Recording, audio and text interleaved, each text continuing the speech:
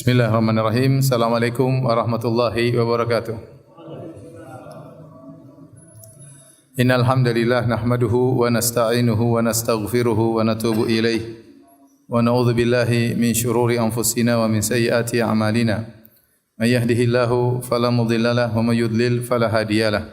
Wa asyhadu an la ilaha illallah wahdahu la syarikalah wa asyhadu anna Muhammadan abduhu wa rasuluhu la nabiyya ba'dah.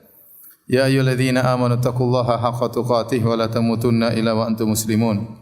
Fa inna asdaqal hadithi kitabullah wa khairal huda huda Muhammadin sallallahu alaihi wasallam. Wa syarrul umuri muhdatsatuha wa kullu muhdatsatin bid'ah wa kullu bid'atin dhalalah wa kullu dhalalatin finnar.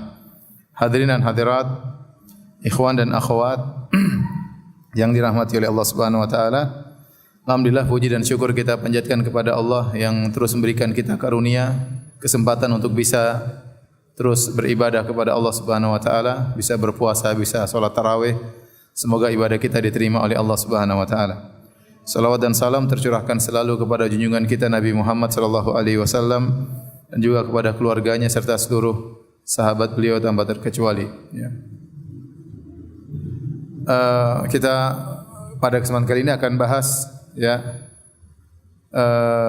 kisah salah satu dari kisah-kisah para nabi, yaitu kisah Nabi Syuaib alaihissalam, yang kita disuruh untuk mengikuti petunjuk mereka, ya. Fabi hudahum muqtadih, dengan petunjuk para nabi ikutilah, kata Allah Subhanahu wa taala. Dan tidaklah Allah menyampaikan kisah-kisah orang-orang terdahulu kecuali ada pelajaran yang bisa kita ambil, ya. Faqsusil qasasa la'allahum yatafakkarun. Kisahkanlah kisah-kisah semoga mereka bisa berfikir. Laqad kana fi qasasihim ibaratun liulil albab ma kana haditsa yuftara.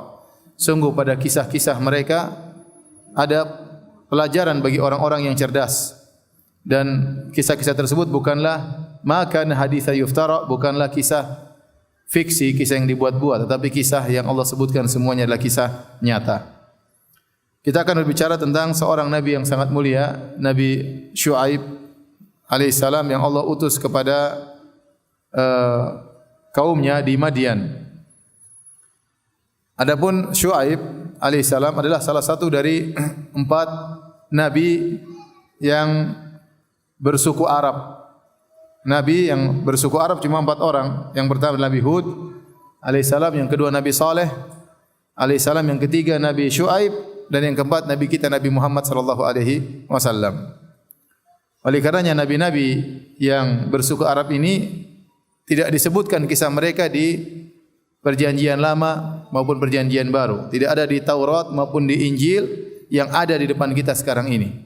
Tentunya kita tahu bahwasanya Alkitab, Injil maupun Taurat telah mengalami perubahan, ya, telah mengalami penyimpangan, sehingga sebagian kisah Nabi tidak ada dalam buku tersebut, dalam kitab suci tersebut yang mereka masih anggap sebagai kitab suci, namun penuh dengan penyimpangan. Di antara nabi-nabi yang tidak terdapat dalam Taurat maupun Injil yang ada sekarang adalah nabi-nabi berbangsa Arab. Hud tidak ada, Saleh tidak ada, Syuaib juga tidak ada. Sebagian orang menyangka bahwasanya lelaki yang bertemu dengan Nabi Musa alaihissalam, yang kemudian Nabi Musa menikah dengan putrinya di Madian, ya, adalah Syuaib. Namun ini dibantah oleh para ulama, karena Nabi Syuaib yang Allah kisahkan dalam Al-Quran jaraknya jauh sebelum Nabi Musa.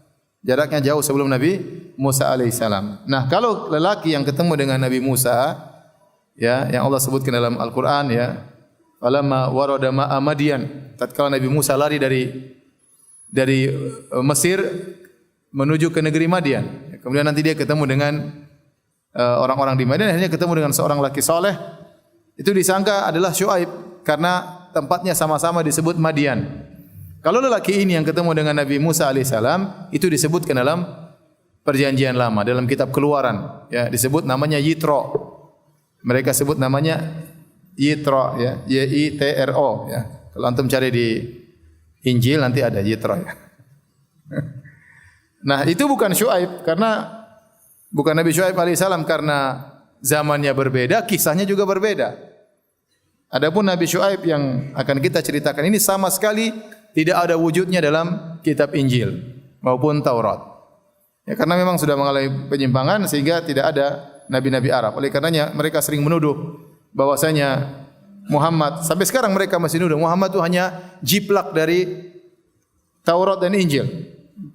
Kita bilang bantahannya sangat banyak. Bagaimana menjiplak? Nabi Muhammad tidak bisa baca dan tidak bisa tulis. Nabi Muhammad SAW tidak pernah belajar sama pendeta. Nabi Muhammad SAW juga kisah dalam Taurat dan Injil dibandingkan dengan Al-Quran ada banyak beda tentang Nabi-Nabi. Sebagaimana kita pernah jelaskan. Kalau Nabi-Nabi terdapat dalam Taurat dan Injil, Nabinya ada yang mabuk, Nabinya ada yang berzina, Nabinya ada yang nyuruh nyembah berhala. Adapun Nabi-Nabi dalam Al-Quran tidak ada yang demikian. Ya. Kemudian juga banyak kisah-kisah disebut Al-Quran tidak terdapat dalam Injil. Ya. Di antaranya kisah Nabi Musa secara detail tidak semuanya terdapat dalam Injil. Nabi Yusuf secara detail tidak semuanya terdapat dalam Injil. Demikian juga ada nabi-nabi yang tidak ada sama sekali di Injil, Nabi Hud, Nabi Saleh, Nabi siapa? Syuaib. Apalagi Nabi Muhammad sallallahu alaihi wasallam. Baik, jadi kita akan bercerita tentang kisah Nabi Syuaib alaihissalam. Nabi Syuaib alaihissalam disebut oleh Ibnu Katsir dalam tafsirnya juga dalam kitabnya Qasasul Anbiya. Nabi Syuaib ini tinggal di suatu daerah namanya Mu'an. Mu'an ini adalah satu daerah di atraf Syam, yaitu di ujung negeri Syam yang menuju ke daerah Hijaz. Kita tahu kan namanya Madinah. Kemudian kalau ke arah utara ke Tabuk, disitulah daerah Syam. Setelah Tabuk kemudian negeri Syam. Dan kita tahu bahwasanya Anbiya Bani Israel banyak yang tinggal di negeri Syam. Nah, Syuaib daerah Mu'an itu daerahnya di daerah Syam tapi di penghujung daerah Syam sebelum masuk dalam daerah Hijaz. Namanya Mu'an. Akan tapi disebut dengan Madian karena Nabi Syuaib alaihissalam nasabnya kembali kepada Madian. Nasabnya kembali kepada Madian sehingga disebut dengan kabilah Madian. Kabilah Madian. Dan betapa banyak tempat ya sebenarnya ada namanya tetapi karena didominasi oleh suatu kabilah maka tempat tersebut lebih dikenal dengan nama kabilah. Tempat tersebut lebih dikenal dengan nama kabilah. Contohnya Mu'an. Mu'an adalah suatu nama tempat. Tapi karena yang menempati adalah kabilah Madian sehingga daerah tersebut dikenal dengan daerah apa? Madian.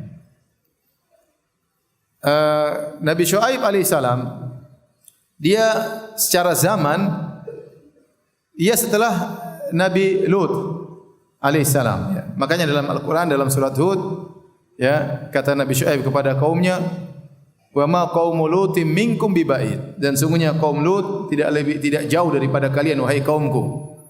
Ya artinya zaman Nabi Syuaib setelah zaman Nabi Lut alaihi wasallam. Namun siapakah Syuaib? Ibnu Katsir menyebutkan beberapa pendapat tadi mengatakan Syuaib adalah keturunan Nabi Ibrahim alaihissalam. Nanti bin siapa bin Madian bin Ibrahim. Ya.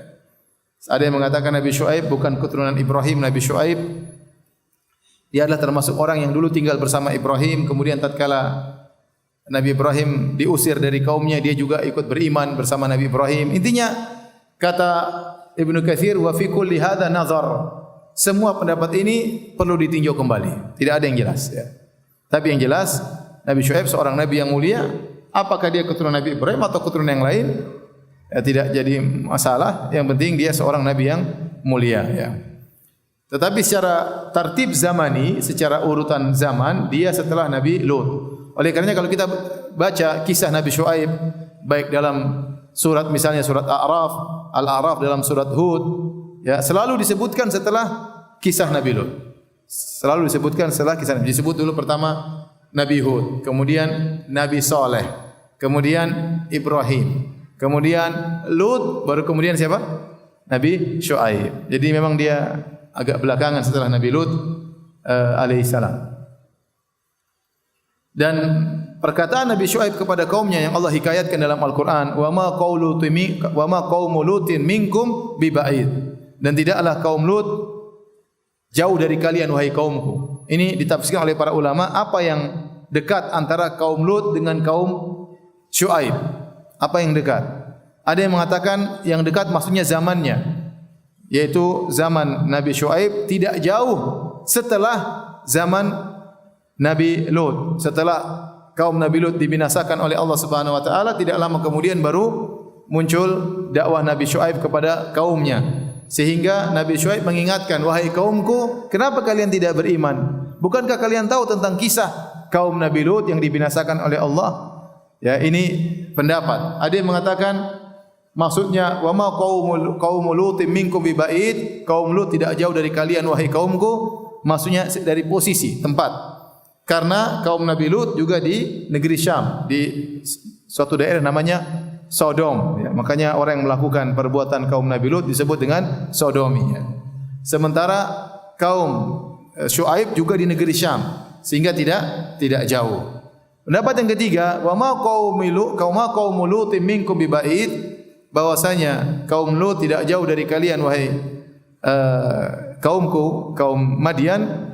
Artinya dari perilaku kalian hati-hati kalian, seakan-akan Nabi Syuaib mengatakan hati-hatilah kalian wahai kaumku, perilaku kalian tidak jauh dengan perilaku kaum Nabi Lut. Dari sisi apa? Dari sisi bukan dari homoseksualnya, tetapi kaum Nabi Lut selain mereka homoseksual, mereka suka mengganggu orang di jalan, mereka suka merampas harta orang di jalan, dan itu juga dilakukan oleh kaum Nabi Syuaib alaihissalam.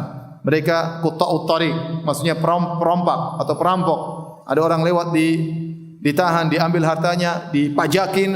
Disebutkan oleh para ahli tafsir, kaum Nabi Lut ini kaum Nabi Syuaib tidak sebagaimana kaum Nabi Lut ngambil, kalau mereka hanya ngambil pajak. Jadi dia ngambil 1/10 dari orang yang lewat. Bahkan ada yang mengatakan yang pertama kali ngambilin pajak 1/10 ya inilah siapa?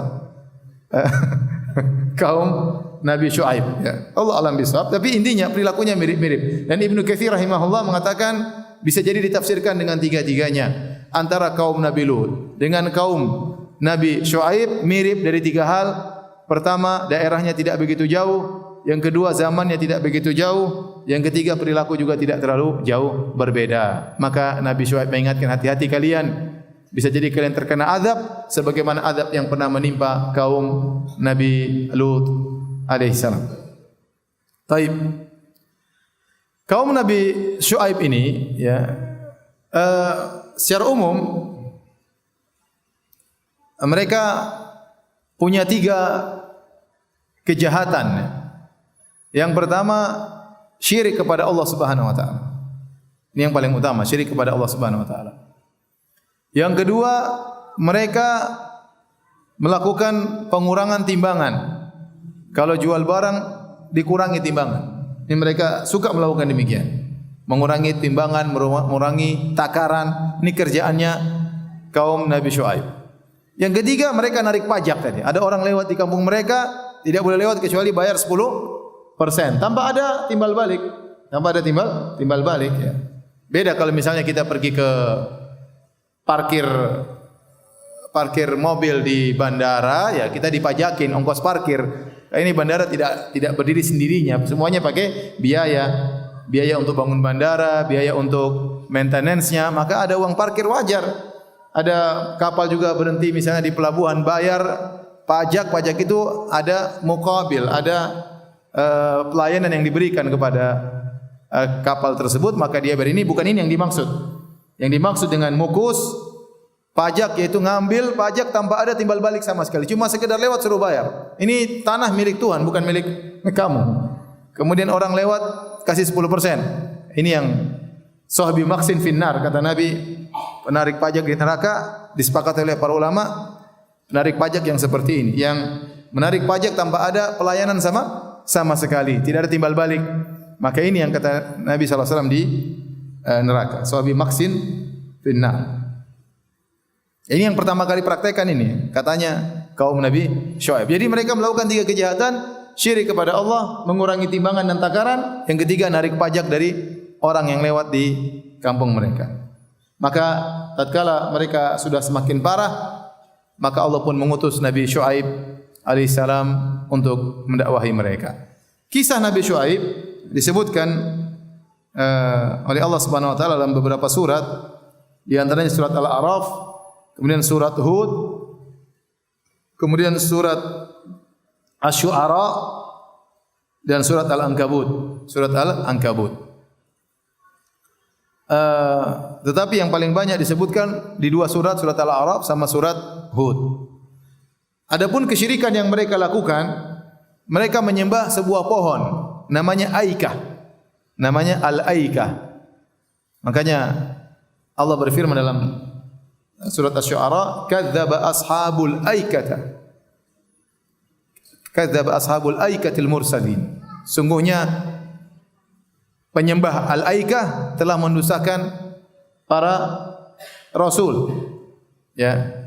Idz qala lahum Syu'aibun ala tattaqun. Tatkala Syu'aib berkata kepada mereka, tidakkah kalian bertakwa? Ini yang mereka sembah ternyata pohon yang rindang yang disembah oleh penduduk Madian.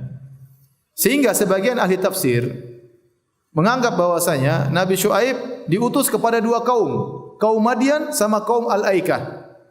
Kan dalam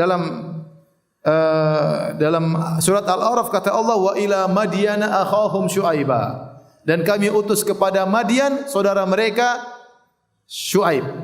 Tapi tatkala Allah sebut dalam surat Syu'ara, kata Allah, kadzdzaba ashabul aikatil mursalin. Sungguhnya ashab yaitu yang tinggal di Aikah, mereka menyangka Aikah itu nama tempat. Telah mendustakan para rasul. Idz qala lahum Syu'aibun, tatkala Syu'aib, Allah tidak mengatakan tatkala saudara mereka Syu'aib berkata kepada mereka bertakwalah. Adapun dalam surat Al-A'raf kata Allah, wa ila Madyana akhahum, kami utus kepada Madian saudara mereka, satu kabilah dengan mereka Syu'aib. Waktu Allah berbicara tentang Aikah, Allah tidak mengatakan saudara mereka. Berarti Aikah sendiri, Madian sendiri, dua tempat yang Nabi Syu'aib diutus kepada kaumnya, yaitu kaum Madian, dan Nabi Syu'aib diutus juga kepada kampung yang lain namanya kampung Aikah. Ini pendapat sebagian ahli tafsir. Namun yang benar dirajihkan oleh Ibnu Katsir rahimahullahu taala, ashabul Aikah mereka itulah ashabu Madian. Aikah itu bukan nama tempat. Al-Aikah adalah nama berhala yang mereka sembah berupa pohon. Tatkala Allah berbicara tentang Madian, Allah sebut akhahum, saudara mereka Syu'aib.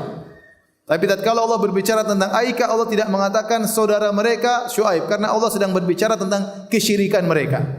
Sungguhnya para penyembah Aikah telah mendustakan para rasul. Tatkala Allah tidak mengatakan saudara mereka Syu'aib, karena kalau dikatakan saudara mereka Syu'aib, seakan-akan Syu'aib juga ikut menyembah berhala tersebut. Maka tatkala Allah sebut tentang akidah, persaudaraan putus. Tidak ada persaudaraan.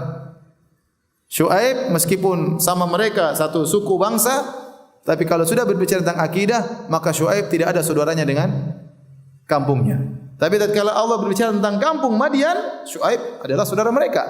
Paham sampai di sini? Jadi ashabul Aikah, ashabul Madian sama saja. Terkadang Allah berbicara tentang suku mereka Madian, terkadang Allah berbicara tentang peribadatan mereka menyembah Aikah. Maka kita pun demikian, kita ini orang Indonesia, kita sebangsa, satu saudara dari sisi orang Indonesia. Tapi kalau sudah bicara agama, maka kita bukan. Tidak ada ukhuwah fid din, tidak ada persaudaraan dalam agama. Ya, kita beda, Nasara lain, Hindu lain, bukan, tidak boleh kita bilang kita sama-sama saudara seagama, enggak boleh. Kita hanya bilang saudara dalam satu bangsa. Tapi dalam agama tidak ada persaudaraan. Persaudaraan semua terputus. Sebagaimana persaudaraan Syu'aib terputus dari mereka tatkala sudah bicara tentang akidah. Ya. Baik. Kita lanjutkan. Silakan buka surat Al-A'raf ayat 85. Ya.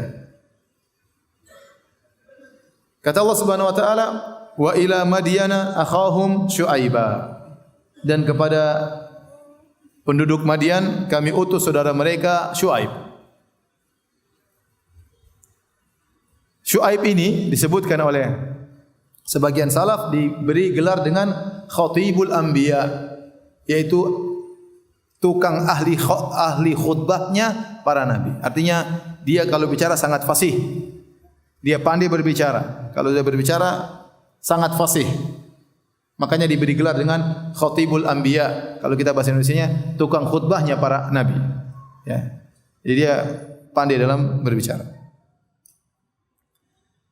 Kata Allah, wa ila Madyan akhahum Syuaiba, kami utus kepada Madian saudara mereka Syuaib. Qala ya qaumi ibudullaha ma lakum min ilahin ghairuh. Yang pertama Nabi Syuaib dakwahkan adalah tauhid. Wahai kaumku, beribadalah kepada Allah saja, tidak ada sembahan selain Allah bagi kalian. Sembahlah Allah semata. Dan seluruh nabi demikian, ya. Walaqad ba'atna fi kulli ummatin rasulan an ibudullaha wajtanibut taghut. Sungguh kami telah mengutus bagi setiap umat seorang rasul yang setiap rasul tersebut berkata, "Ubudullaha, sembahlah Allah, wajtanibut taghut, dan jauhilah sesembahan selain Allah." Jadi konsentrasi dakwah para anbiya adalah tentang tauhid. Setelah Nabi Syuaib, setelah Nabi Syuaib konsentrasinya adalah tentang tauhid, maka di antara metode para nabi, mereka juga mendakwahi kemaksiatan yang sedang tersebar di saat itu. Mereka juga membahas masalah itu. Tauhid tetap utama, tapi tidak melalaikan untuk membahas kemungkaran yang sedang tersebar tatkala itu. Dan kemungkaran yang sedang tersebar tatkala itu adalah mengurangi timbangan, mengurangi takaran. Oleh karenanya kata para ulama, mengurangi timbangan, mengurangi takaran dosa besar. Dosa besar. Dia dosa besar, diancam dengan neraka. Makanya apalagi berkaitan dengan bermuamalah dengan orang lain. Makanya Allah berfirman dalam surat Al-Mutaffifin, wailul lil mutaffifin. Celaka bagi orang-orang yang melakukan tatfif. Tatfif adalah mengurangi takaran sedikit, ya. Sehingga tidak begitu kelihatan, harusnya 10 kilo, dia kasih 9,8 kilo. Kurangi sedikit. Pembeli mungkin tidak tahu, tapi Allah Maha tahu. Dan Allah mengatakan celaka. Celaka orang yang melakukan pengurangan timbangan atau pengurangan takaran. Maksudnya 1 liter dia cuma jual 0,9 liter, dikurangi 0,1 liter, ya. Ya, ini namanya tatfif. Ini meskipun sedikit dikurangi dosa besar. Dosa besar. Maka sampai-sampai ada suatu kaum pernah diazab gara-gara ini di antaranya. Benar mereka syirik, tapi di antara yang menyebabkan mereka segera diazab selain mereka syirik, mereka juga mengurangi apa? Timbangan. Mereka juga mengurangi timbangan. Oleh karena hati-hati seorang bermuamalah, apalagi muamalah dengan orang lain, ya. Dosa kalau sudah muamalah dengan orang lain ini bahaya. Banyak dosa-dosa besar karena bermuamalah dengan orang lain salah. Riba contohnya ini mengurangi timbangan. Ini bermuamalah dengan orang lain. Jadi mereka melakukan tatfif, dikurangi takaran dan timbangan. Maka yang dimulai didakwahi adalah masalah tauhid. Ubudullaha ma lakum min ilahin ghairuh. Sembahlah Allah dan jangan kalian menyembah selain Allah. Qad ja'atkum bayyinatun min rabbikum. Telah datang penjelasan, hujjah dari Rabb kalian. Baru kemudian Nabi Syuaib berkata, fa'auful kaila wal mizana. Maka sempurnakanlah takaran dan timbangan. Al-kail, volume, takaran. 1 liter, 2 liter. Al-mizan, 1 kilo, 2 kilo. Ya. Jadi ada 2. Al-kail wal mizan. Al-kail maksudnya takaran, volume. Al-mizan maksudnya berat, thiqal. Wala tabkhasun nasa asya'ahum, dan jangan kurangi hak-hak orang. Tidak disebutkan secara jelas apa hak orang yang mereka kurangi, ya. Yang jelas mereka mengurangi timbangan, takaran, dan mereka mengurangi hak orang lain. Mereka menzalimi orang lain. Wala tufsidu fil ardi ba'da islahiha, dan janganlah kalian melakukan kerusakan. Di antaranya mereka narik pajak dari orang-orang yang lewat, ya. Orang lewat tarik pajak 10% tanpa ada dalih, tanpa ada sebab yang harus menarik pajak dari mereka. Dzalikum khairul lakum in kuntum mu'minin. Ini lebih baik bagi kalian jika kalian beriman. Jadi kalau mereka melakukan ini semua, mereka memenuhi timbangan, memenuhi takaran, mereka tidak menzalimi orang, mereka tidak melakukan kerusakan, maka ini lebih baik bagi mereka kalau mereka beriman. Artinya mereka beriman dulu baru bisa diterima sebagai pahala. Kalau mereka berbuat syirik sementara mereka melakukan kebajikan-kebajikan ini, maka tidak bernilai pahala. Tidak bernilai pahala.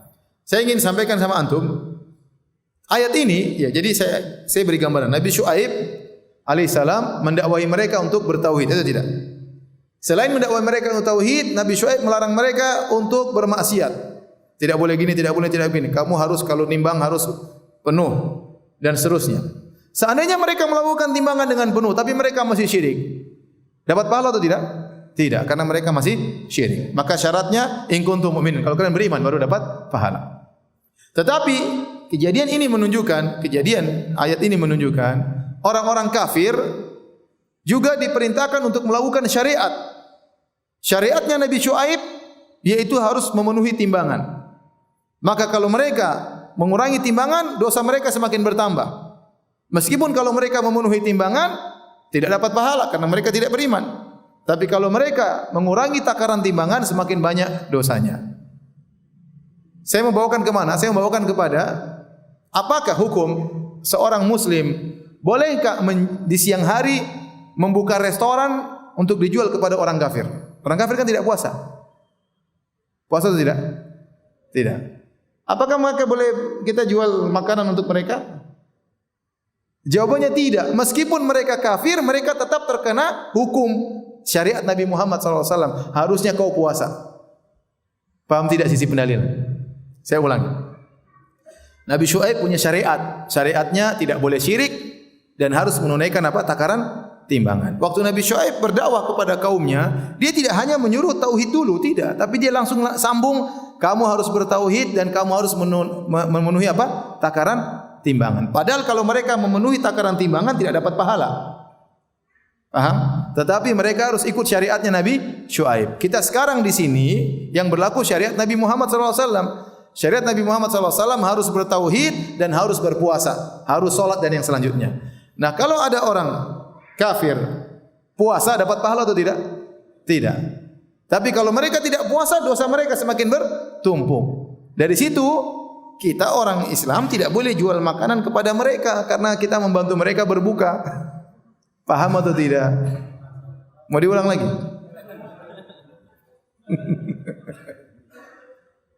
Ini dalil bahwasanya orang Islam tidak boleh jual apa? Makanan kepada orang kafir di siang hari bolong. Ya. Orang kafir tidak apa-apa kau minum khamar, ya udah kita jualan khamar aja. Tidak boleh, syariat kita melarang. Tidak boleh kita bantu mereka minum apa? Khamar. Tidak boleh. Meskipun dalam syariat mereka diperbolehkan karena mereka harus mengikuti syariat Nabi Muhammad SAW. Begitu Nabi SAW diutus, seluruh syariat Nabi mansukh. Tidak berlaku lagi. Yang berlaku hanya Nabi Muhammad SAW. Makanya Rasulullah SAW mengatakan, La yasma'u bi ahadun min hadhil umma yahudiyyun wala nasraniyun thumma yamutu wa lam yu'min billadhi ursiltu bihi illa kana min ahlin nar.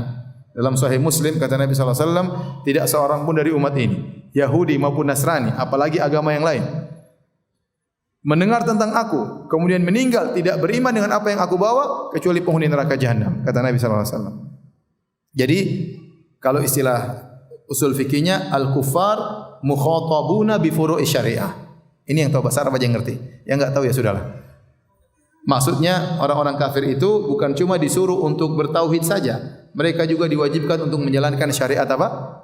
Islam. Hanya saja tatkala mereka belum bertauhid, kalau mereka kerjakan tidak dapat pahala, tapi kalau mereka tinggalkan dosanya dapat juga. Paham? Paham ya? Ya sudah. Saya ragu, antum gini-gininya kurang mantap. Apa karena puasa, apa karena enggak paham? Kita lanjutkan. Kata Nabi Syuaib terus menasihati mereka, "Wala taqudu bi kulli siratin tu'iduna wa tasudduna an sabilillah man amana bihi wa tabghunaha iwaja."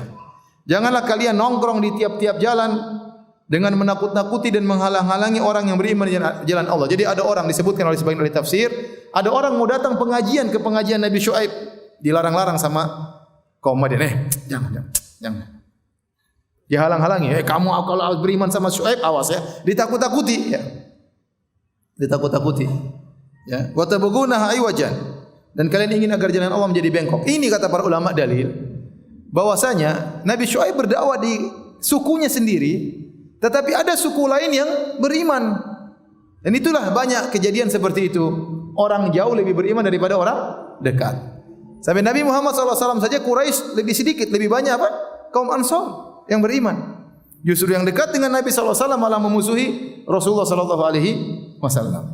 Dan betapa banyak dai seperti begitu. Ada dai keluarganya tidak begitu percaya sama dia. Tetapi orang-orang jauh malah mudah beriman. Ada kejadian seperti itu. Ada kejadian seperti itu. Jadi yang beriman kepada Nabi Syuaib justru orang yang mungkin jauh-jauh dari kampung-kampung jauh, waktu mau ngaji sama Nabi Syuaib dihalang-halangi sama suku-suku dekatnya, keluarganya. Kemudian kata Nabi Syuaib, "Wadhkuru idh kuntum qalilan fakatsarakum." Dan ingatlah kalian, dulu kalian masih sedikit, lalu Allah jadikan kalian banyak, semakin kuat, beranak pinak, ya. Ini nikmat. Harusnya kalian bersyukur kepada Allah, harusnya kalian beribadah kepada Allah. Di antara hal yang memacu seorang untuk beribadah kepada Allah, ingat nikmat-nikmat yang Allah berikan kepada dia. Pokoknya seorang perlu mengingat nikmat-nikmat yang Allah berikan kepada dia sehingga dia terpacu untuk terus beribadah kepada Allah, untuk bersyukur kepada Allah. Makanya Nabi SAW salat sampai kakinya bengkak, bahkan sampai hatta tatafartar qadamah, sampai pecah-pecah kakinya. Dalam riwayat tatawarram bengkak, tatafartar pecah-pecah, ya, robek-robek, ya. Kata Nabi, afala akunu abdan syakuran. Kenapa aku tidak menjadi hamba yang pandai bersyukur? Di antara bentuk seorang bersyukur kepada Allah, banyak salat kepada Allah Subhanahu wa taala.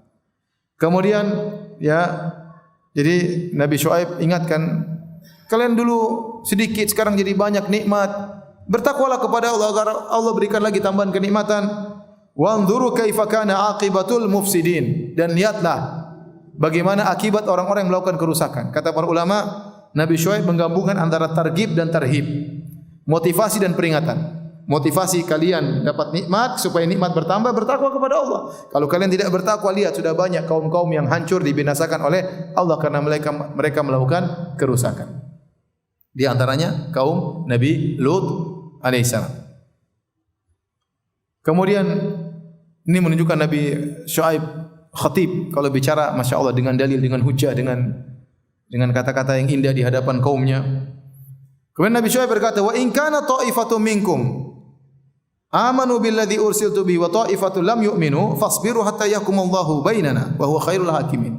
Sampai Nabi Syuaib begitu lembutnya, dia mengatakan, kenyataannya sekarang sebagian kalian beriman, sebagian kalian tidak beriman kepadaku, tidak beriman kepada Allah. Ya sudah. Kalau memang kalian tidak mau beriman, sabarlah, tunggu apa Allah kasih keputusan kepada kita. Siapa yang benar?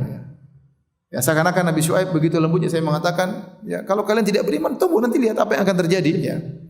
Padahal sudah pasti bahwasanya yang tidak beriman akan dibinasakan oleh Allah Subhanahu wa taala. Tapi ini kata para ulama, kelembutan Nabi Syuaib tatkala menyampaikan hujah agar mereka berfikir. Kata Allah, apa komentar kaum Nabi Syuaib? Qala al-mala'u alladhina istakbaru min qaumih. Dan berkatalah pembesar-pembesar dari kaum Nabi Syuaib. Allah menggunakan kata istakbaru. Istakbaru dalam bahasa Arab dari istaf'ala, istakbar. Istaf'ala artinya menuntut, mencari. Misalnya istaghfara, mencari gufran, mencari maghfirah. Makanya istaghfara. Istashhada, mencari mati syahid. Jadi wazan istaf'ala itu artinya mencari dalam bahasa Arab. Contohnya istakbara, mencari kibar, mencari kesombongan. Jadi seakan-akan Allah mengatakan mereka ini memang mereka sengaja ingin sombong, ingin angkuh. Makanya mereka ngumpulin harta supaya top, mereka jadi penguasa supaya top. Jadi ada orang seperti gitu, memang mereka mencari ketinggian di atas muka bumi. Dengan berbagai cara, dengan mengumpulkan harta supaya diakui, dengan meraih jabatan supaya dihormati misalnya, supaya bisa angkuh, ya. Kemudian macam-macam, ya. Ini sebagian orang seperti itu memang mencari kesombongan. Mencari kesombongan. Bukan kesombongan datang dengan sininya. Dia cari kesombongan supaya bisa sombong. Ada orang seperti begitu. Qala al-mala'u alladhina istakbaru min qaumi. Berkatalah orang-orang yang sombong dari kaumnya. La nukhrijannaka ya Syuaibu walladzina amanu ma'aka min qaryatina. Wahai Syuaib, kami akan usir engkau dari negeri kami dan juga pengikutmu yang beriman akan kami usir seluruhnya. Dan ini suatu yang berat bagi seseorang diusir dari kaumnya. Oleh karenanya sebagian nabi diuji dengan diusir dari kaumnya, seperti Nabi Ibrahim alaihissalam. Inni muhajirun ila rabbi. Satu negeri semuanya tangkap dia, dibakar. Dan tidak ada yang menemani Nabi Ibrahim. Nabi Ibrahim akhirnya pergi keluar meninggalkan kaumnya tatkala mereka tidak bisa beriman lagi. Nabi Ibrahim apa? Pergi. Di antara yang terusir dari kaumnya adalah Nabi Muhammad sallallahu alaihi wasallam. Makanya Al-Aini berkata, ubtuliya ibtalallahu nabiyahu bi firaqil watan. Allah menguji nabinya Muhammad SAW dengan berpisah dari kaumnya, dari negerinya. Dan Nabi Syuaib diancam dengan demikian. Kalau kau terus beriman Syuaib, kami akan usir engkau dari kampung kami. Demikian juga yang beriman akan kami usir. Aula ta'udunna fi millatina, atau kalian kembali kepada agama kami baru kami tidak usir. Kata Nabi Syuaib, awalau kunna karihin, apa kami akan dipaksa? Dipaksa pergi meninggalkan kampung, dipaksa masuk dalam agama mereka. Kata Nabi Syuaib, qad iftaraina 'ala Allahi kadziban in udna fi millatikum ba'da idh najjana Allahu minha. Sungguh kami telah melakukan kedustaan atas nama Allah kalau kami kembali lagi ke agama kalian setelah Allah selamatkan kami. Di sini ada khilaf di kalangan para ulama. Apakah Nabi Syuaib dulu beragama seperti mereka? Kemudian Allah selamatkan, makanya dia berkata, ya qad iftaraina 'ala Allahi kadziban in udna fi millatikum ba'da idh najjana Allahu minha. Sungguh kami telah melakukan kedustaan besar kepada Allah setelah kami dahulunya dalam agama kalian, kemudian kami diselamatkan oleh Allah, kemudian kami kembali lagi. Sehingga para mufassir, ahli tafsir membahas masalah ini. Apakah Nabi Syuaib dulu sempat menyembah berhala, kemudian dia dapat hidayah? Makanya kaumnya mengatakan, kalau kau mau tetap, kembali lagi seperti dulu, kembalilah kepada agama kami. Sebenarnya mengatakan, iya, Nabi Syuaib dulu menyembah berhala, kemudian sadar, maka dia tidak ingin kembali lagi. Dan kebanyakan ulama mengatakan tidak, Nabi Syuaib tidak berbicara atas nama dia, tapi dia berbicara tentang sebagian pengikutnya, bahwasanya benar kaumnya dahulu yang sudah beriman dengan dia, dahulu memang dulu penyembah berhala. Makanya dia mengatakan pakai domir nahnu, kami.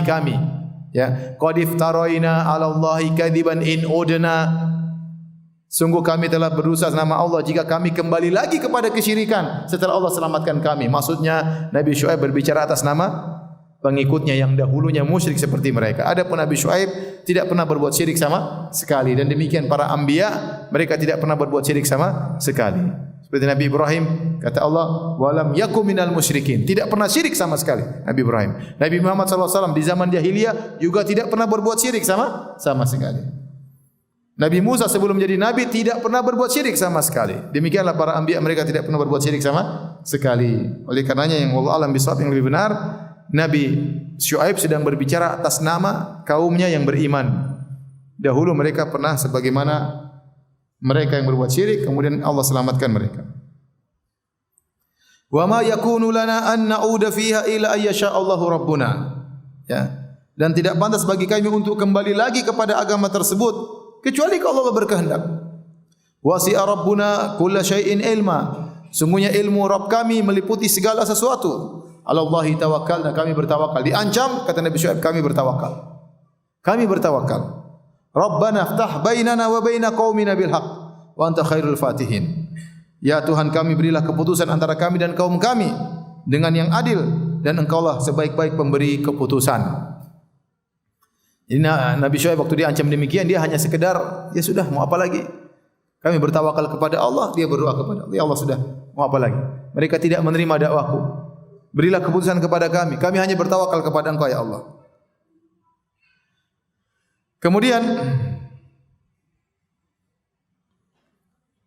para pembesar-pembesar kaum Madian ini selain memprovokasi Nabi Syuaib dan kaumnya, mereka juga memprovokasi yang belum beriman. Kata mereka, wa qala al-mala'u alladziina kafaru min qaumi la in ittaba'tum Syuaiban innakum la khasirun. Kalian yang belum beriman, hati-hati, jangan beriman sama Syuaib. Kalau kalian ikut Syuaib, kalian benar-benar merugi, rugi nanti. Harta rugi, dunia rugi. Jangan ikut Syuaib. Allah berkata, fa akhadathumur rajfatu fa asbahu fi darihim jathimin.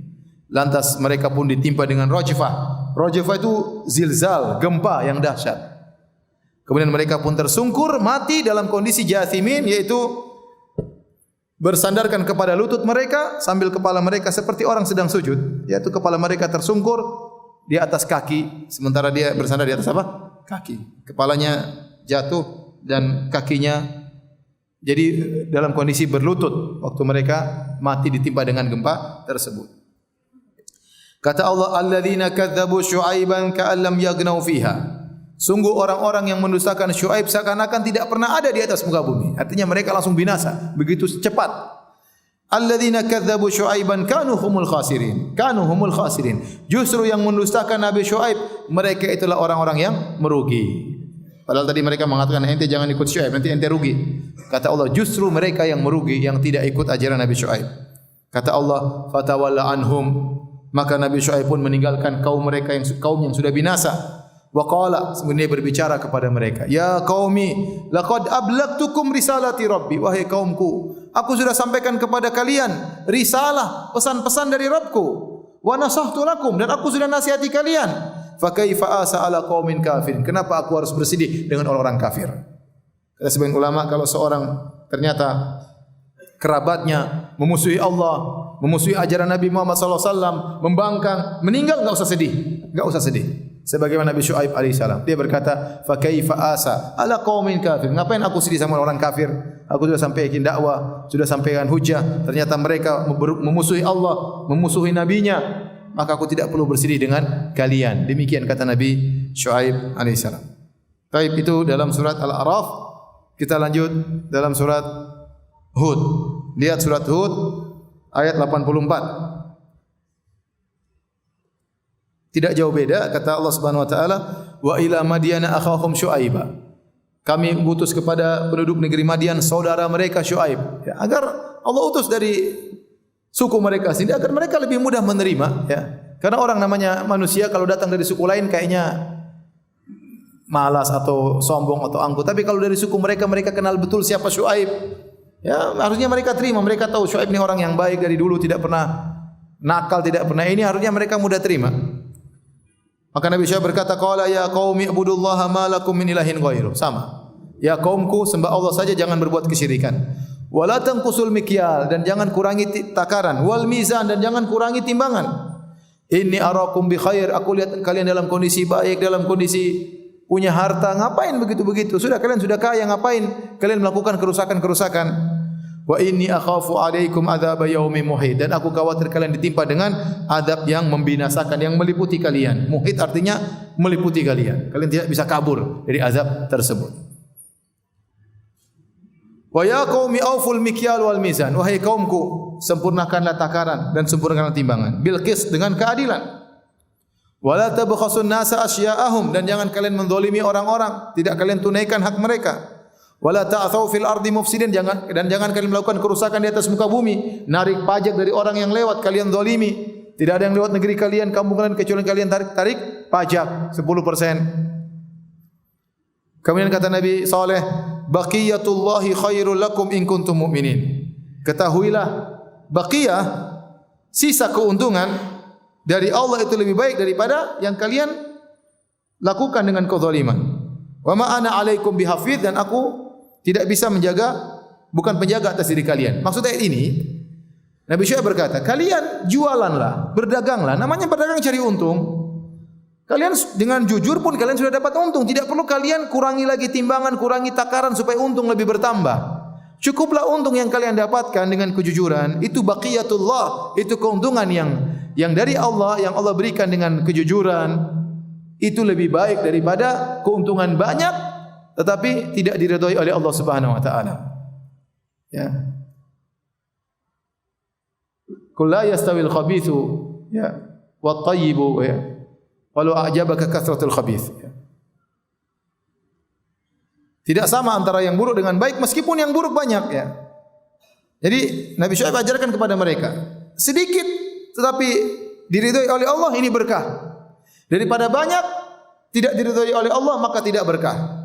Dalam hadis kata Nabi sallallahu alaihi wasallam, ya, tentang al-bayyi'ani, para dua orang yang melakukan transaksi, kata Nabi sallallahu alaihi wasallam, wa in sadaqa wa bayyana burika fi bai'ihima. Kalau mereka berdua ini ternyata jujur dan menjelaskan tentang kekurangan barang, aib-aibnya, Allah beri berkah terhadap transaksi mereka berdua. Wa in kadzaba wa katama, kalau ternyata mereka berdua bohong dan menyembunyikan aib barang, muhiqat barakatu bai'ihima, maka akan dicabut keberkahan dari transaksi mereka. Betapa banyak orang memiliki harta yang banyak tapi enggak ada keberkahan. Benar enggak ada keberkahan, dia tidak merasakan kebahagiaan. Betapa banyak orang yang punya harta tapi seakan-akan al-faqr baina yadayhi, seakan-akan dia miskin. Dia masih tamak, masih perlu, masih khawatir, padahal hartanya sudah banyak. Kenapa? Tidak berkah. Tidak berkah. Betapa banyak orang punya harta habis begitu, saya tidak tahu ke mana. Saya sering ketemu orang, bukan satu dua orang. Berapa orang? Ustaz, dulu saya kerja, duit saya banyak tapi tidak berkah. Saya enggak tahu ke mana duit saya sekarang. Habis begitu saja. Tadi dia buat maksiat, buat jalan-jalan, buat apalah macam-macam, tahu-tahu habis. Terkadang habis gara-gara mungkin ada yang sakit, ada yang ini, atau anaknya narkoba, habis begitu saja. Ya, tidak berkah. Kalaupun hartanya banyak, tidak ada keberkahan hatinya. Ya. Tadi dia tamak dan tamak dan tamak. Oleh karena seorang berusaha meskipun qalil,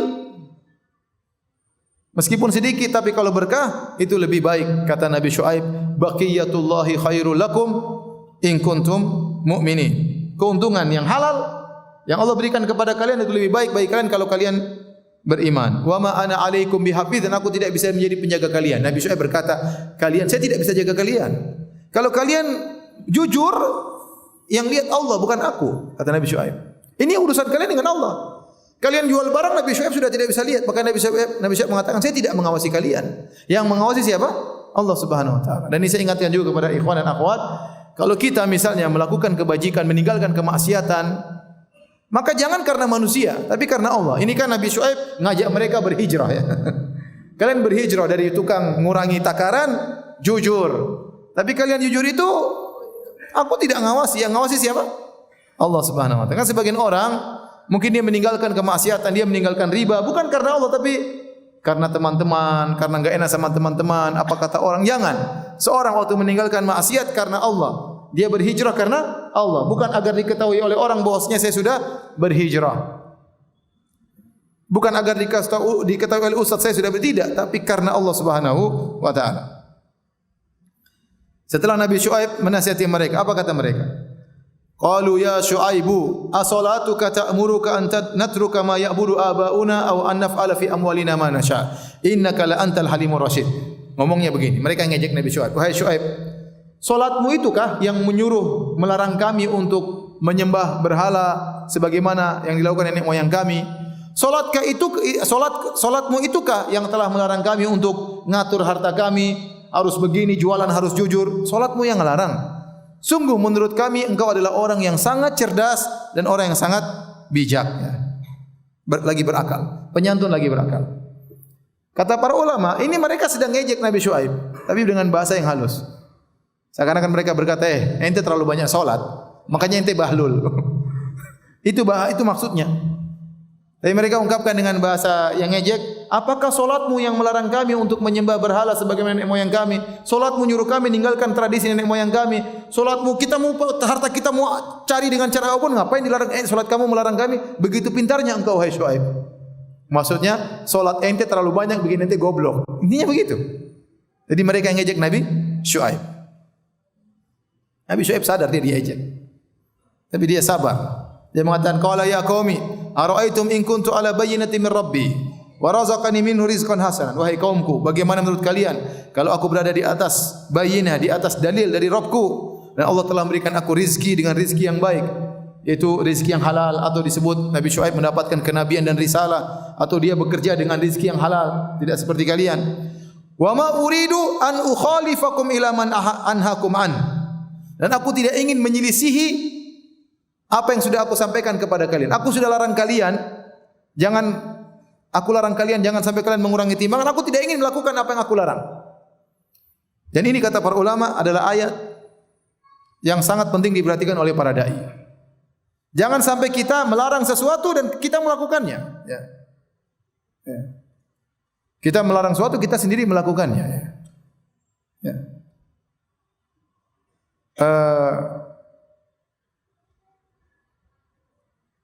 Sama seperti firman Allah Subhanahu wa taala, atamuruna bil birri wa tansawna anfusakum. Atamuruna an-nasa bil birri wa tansawna anfusakum. Ini Allah ceritakan kepada orang Bani Israel. Dai-dai mereka seperti itu. Kata Allah, atamuruna an-nasa bil birri wa tansawna anfusakum wa antum tatluna al-kitab. Afala ta'qilun? Kalian menyuruh orang untuk melakukan kebajikan sementara kalian sendiri tidak melakukannya. Padahal kalian baca Alkitab. Afala ta'qilun? Kalian tidak berfikir? Ya. Demikian juga firman Allah Subhanahu wa taala, "Lima taquluna ma la taf'alun." Kabura maqatan indallahi an taqulu ma la taf'alun. Kenapa kalian mengatakan apa yang tidak kalian lakukan? Sungguh besar kemurkaan Allah atas orang-orang yang kalian mengatakan apa yang tidak kalian lakukan. Wa atanha an khuluqin wa ta'tiya mithlahu arun 'alaika idza fa'altahu 'azim.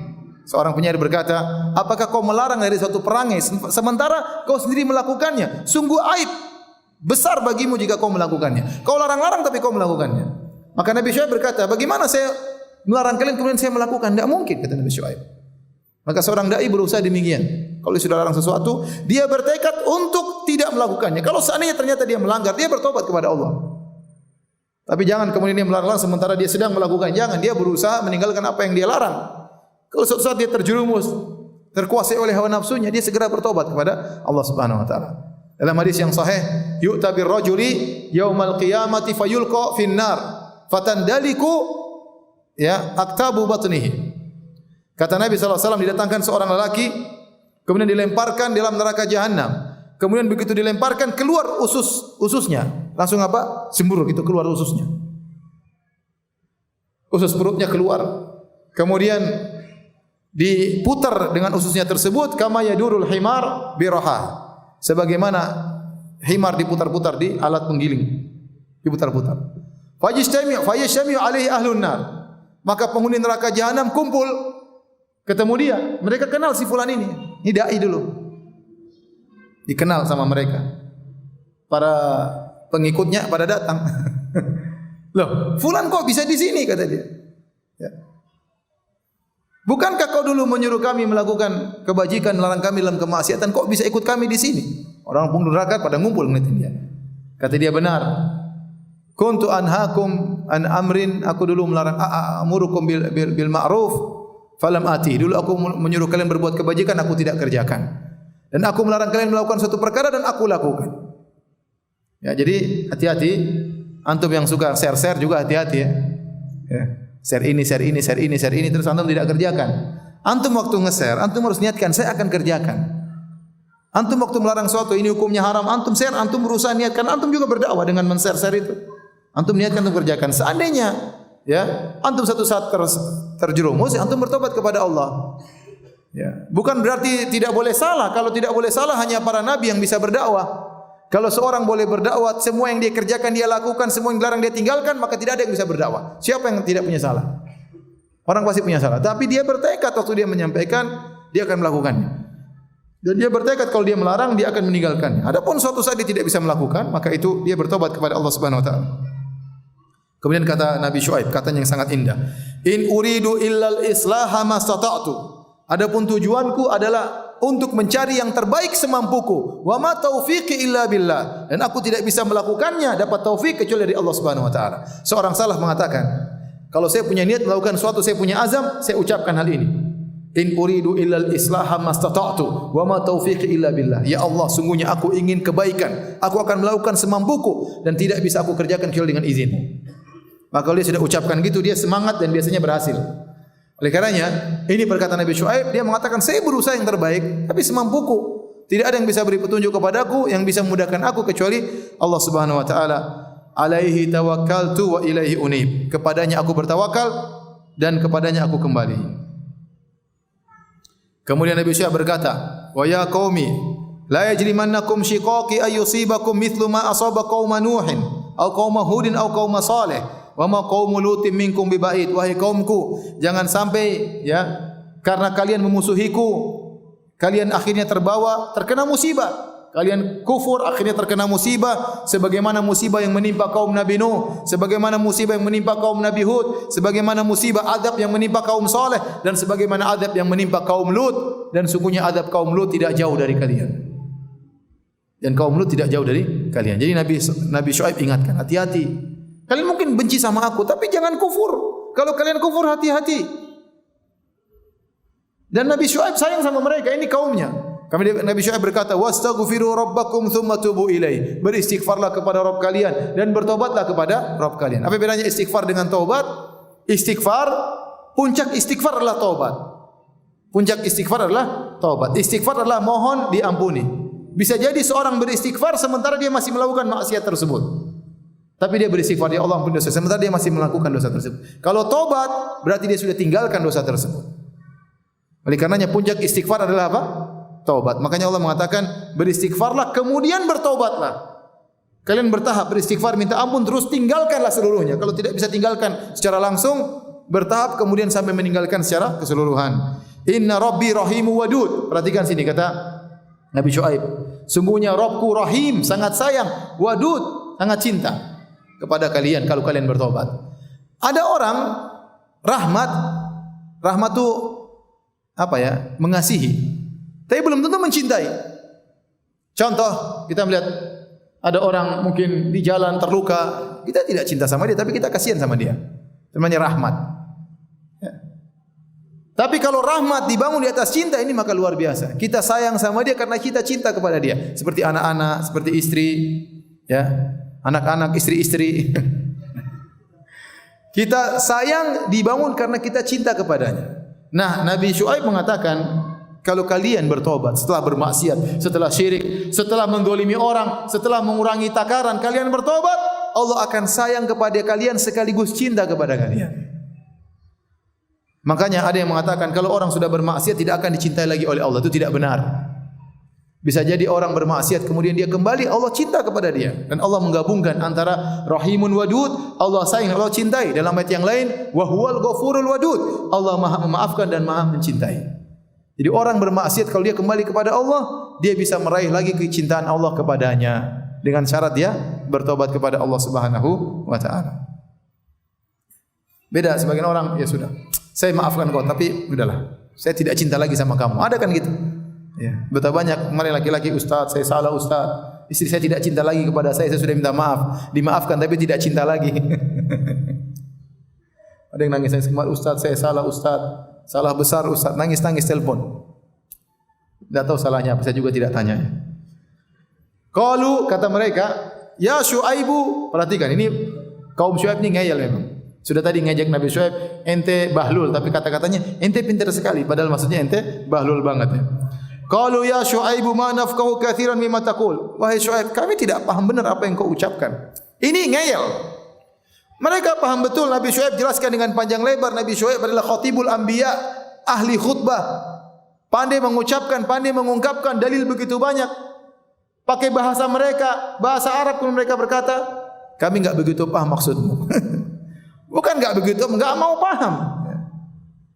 Wa inna lanaraka fina dha'ifa, dan menurut kami kamu lemah wahai Syuaib. Malah mereka sekarang ngancam lagi. Walaula rahtuka la rajamna, kalau bukan karena kerabatmu kami sudah rajam engkau wahai Syuaib. Wa ma anta alaina bi aziz, kau tidak ada nilainya di depan kami wahai Syuaib. Kau itu sebagai kami mau rajam, kami mau usir kau mau rajam, tapi kau ada keluargamu jadi kami enggak enak sama keluargamu. Kau sungguhnya lemah. Nabi Syuaib bantah mereka. Qala ya qaumi, arahti azzu alaikum minallahi wattakhadhtumuhu wara'akum dhihriya. Inna rabbi bima ta'maluna muhit. Wahai kaumku, apakah keluargaku lebih terhormat menurutmu daripada Allah? Sedangkan Allah kau lemparkan ke belakang, kalian tidak pandang. Kalian hanya takut sama keluargaku. Harusnya kalian takut kepada Allah, bukan kepada keluargaku.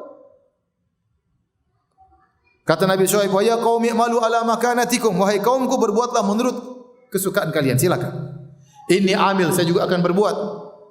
Ini terakhir, saufa ta'lamuna man ya'tihi adzabun yukhzihi wa man huwa kadhib. Kalian akan tahu siapa yang akan ditimpa dengan azab yang menghinakannya dan siapa yang dusta. Wartaqibu inni ma'akum raqib. Tunggulah itu.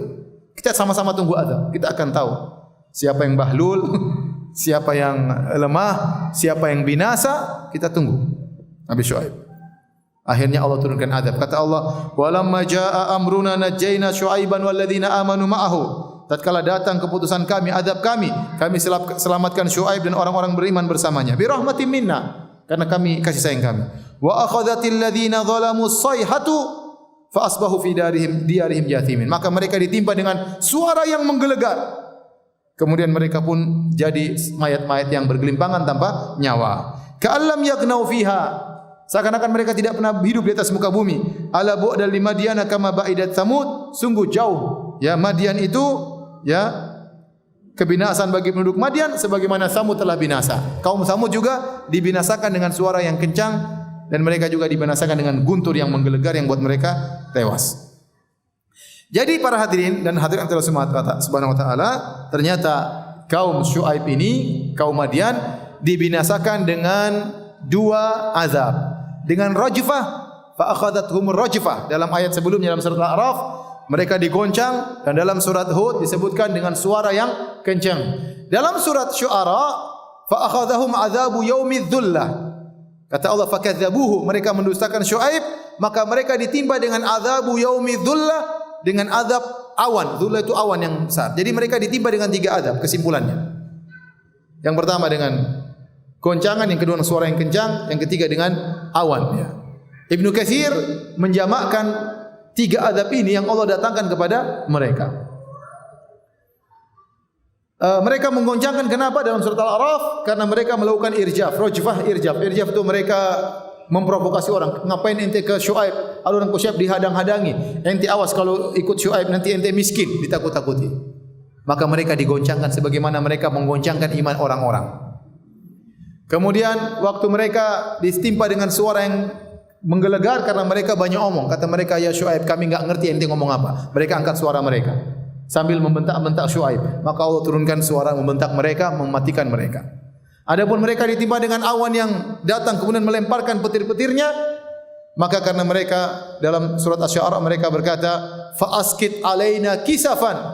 Wahai Syuaib, kalau kau memang seorang nabi, turunkan ya langit timpakan kepada kami. Kalau kau memang seorang nabi, in kunta minas shadiqin. Kalau kau benar-benar seorang nabi, maka Allah kabulkan doa mereka ya. Disebut oleh Ibnu Katsir, jadi waktu Allah menurunkan adab kepada mereka, mereka dibuat kepanasan. Panas tetapi tidak ada angin sama sekali. Bila orang panas mungkin keluar ada angin sejuk. Ini panas, gerah tapi enggak ada angin. Mereka percuma, mereka ke bawah pohon enggak ada angin yang menerpa sama sekali. Mereka masuk tetap kepanasan di mana-mana. Mereka kepanasan, tidak ada angin yang berhembus sepoi-sepoi. Sehingga mereka bingung. Akhirnya mereka keluar. Mereka keluar karena disebutkan seminggu mereka kepanasan demikian. Parah, menderita luar biasa. Ya, kepanasan, mereka keluar, mereka lihat awan. Mereka senang, ini awan mungkin bikin angin sepoi-sepoi atau turun hujan. Ternyata itu awan apa? Awan azab. Begitu mereka tiba di bawah awan tersebut, maka bergetarlah bumi, digoncang mereka. Kemudian datanglah petir-petir menyambar mereka. Kemudian keluar suara yang menggelegar. Maka mereka tewas dengan tiga azab tersebut. Inilah kisah Nabi Syuaib dan kaumnya yang dibinasakan oleh Allah karena membangkang perintah Allah Subhanahu wa taala. Demikian saja, wallahu taala alam bisawab. Kalau ada yang bertanya saya persilakan.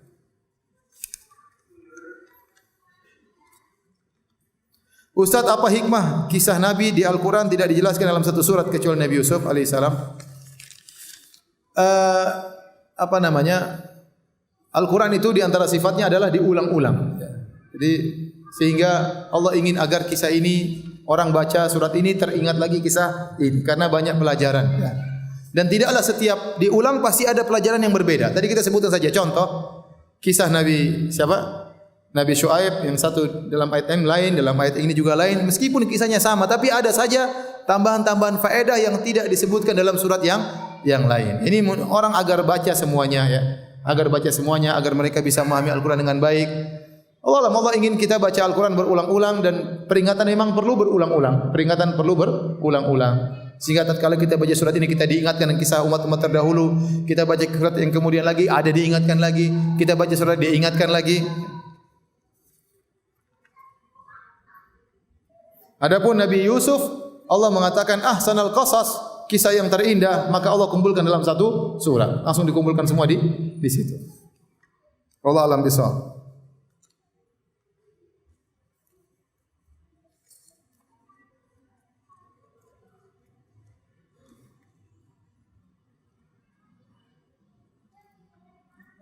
Afwan Ustaz, izin bertanya terkait akidah jika Allah berada di atas arsy, lalu bagaimana dengan Nabi Musa yang berbicara dengan Allah di Bukit Tursina? Justru ini menunjukkan Nabi Musa mencari tempat yang tinggi untuk berbicara dengan apa? Allah Subhanahu wa taala. Ya, Nabi Musa tidak bertemu dengan zat Allah, tetapi Nabi Musa tidak sedang melihat zat Allah, ya. Makanya waktu Nabi Musa mengatakan arini anzur ilaik, ya Allah aku ingin melihat engkau. Allah mengatakan, lihatlah, walakin dur ilal jabal. Allah suruh ke arah yang tinggi, iya atau tidak? Suruh melihat ke gunung. Ya. Fa ini istaqarra makanahu fa sawfa tarani. Kalau gunung masih kokoh, kau akan melihat aku.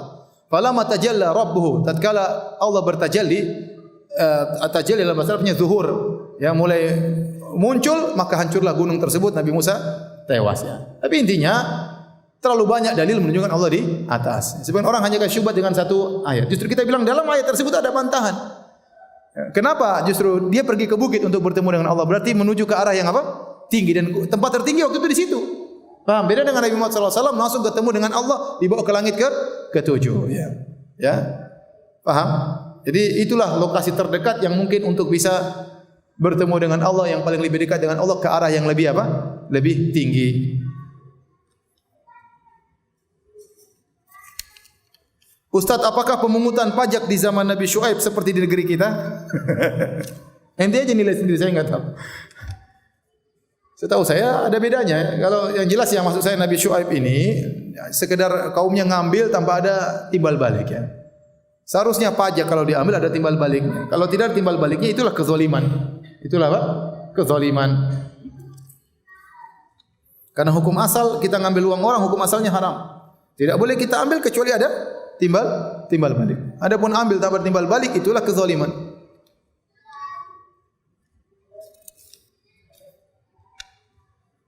Ustaz, apakah ada syariat solat di zaman para nabi? Ya, di antaranya Nabi Syuaib ya. As-salatuka, ini menunjukkan apakah solatmu melarang kami begini.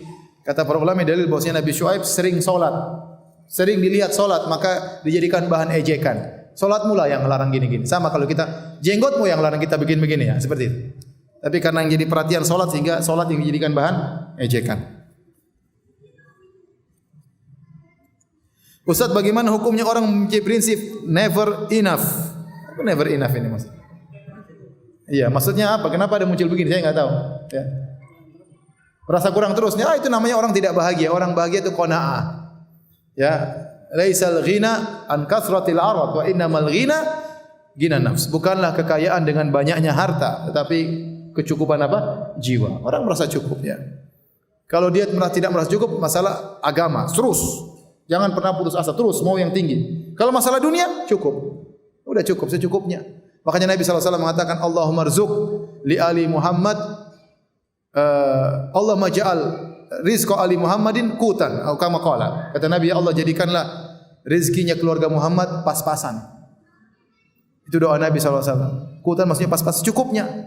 Tidak ingin banyak-banyak, membuat hisab panjang. Secukupnya, yang penting cukup, tidak kekurangan, ya, tetapi tidak berlebihan. Itu doa belum bisa saya ucapkan sampai sekarang. Berat. Nabi SAW. Ustaz, apakah boleh berwudu dengan tetap menggunakan jam tangan? Boleh, jam tangan cincin tapi digerakin. Digerakin agar terkena apa? Air. Boleh kalau jamnya sampai sempit banget harus kena air. Jadi digerakin atau dilepas. Kalau longgar seperti saya, apalagi pas puasa ya. Agak kurus dikit ya. Ustaz, apa hukumnya solat pakai baju lambang setan? Ngapain solat pakai baju lambang setan? Baik, demikian saja kajian kita. Subhanakallah bihamdik asyhadu an la ilaha illa anta astaghfiruka wa atubu ilaik. Assalamualaikum warahmatullahi wabarakatuh.